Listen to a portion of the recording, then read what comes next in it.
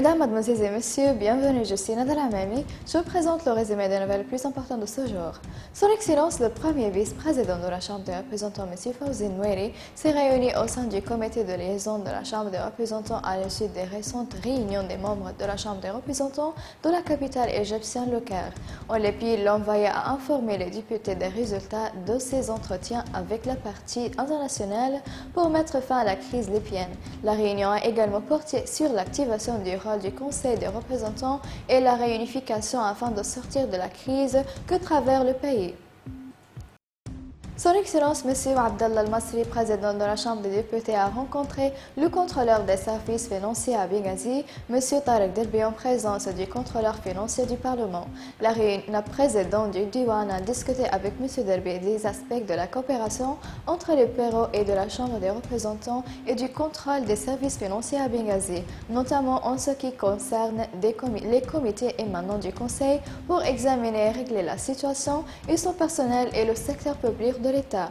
La réunion a également discuté de nombreuses questions d'intérêt commun entre le Conseil et le Conseil de surveillance, tandis que Son Excellence Abdallah Al-Masri a apprécié l'esprit de coopération manifesté par le superviseur des services financiers sur de nombreuses questions concernant les affaires publiques.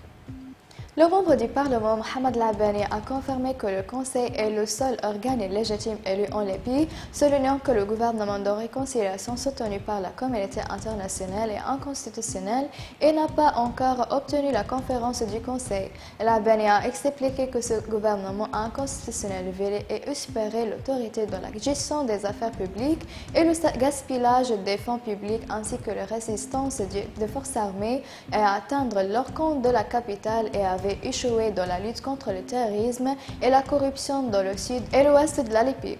El Abani a souligné que la prochaine conférence de Berlin devrait reconsidérer le gouvernement de réconciliation inconstitutionnel et a apprécié le rôle politique de la Chambre des députés réunie à Tobruk. Brahim Idrissi, membre du Parlement, a confirmé que la Libye n'extraderait pas Saif al-Islam Gaddafi devant la Cour pénale internationale.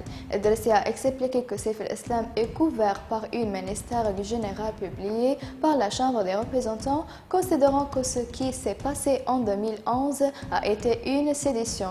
Idrissi a ajouté que Saif al-Islam est un citoyen libyen qui a pleinement le droit de participer à la vie politique en raison de son importance pour l'instauration de la justice sociale et pour mettre fin à la crise libyenne, expliquant que ces revendications sont nature et semer le discours dans le pays.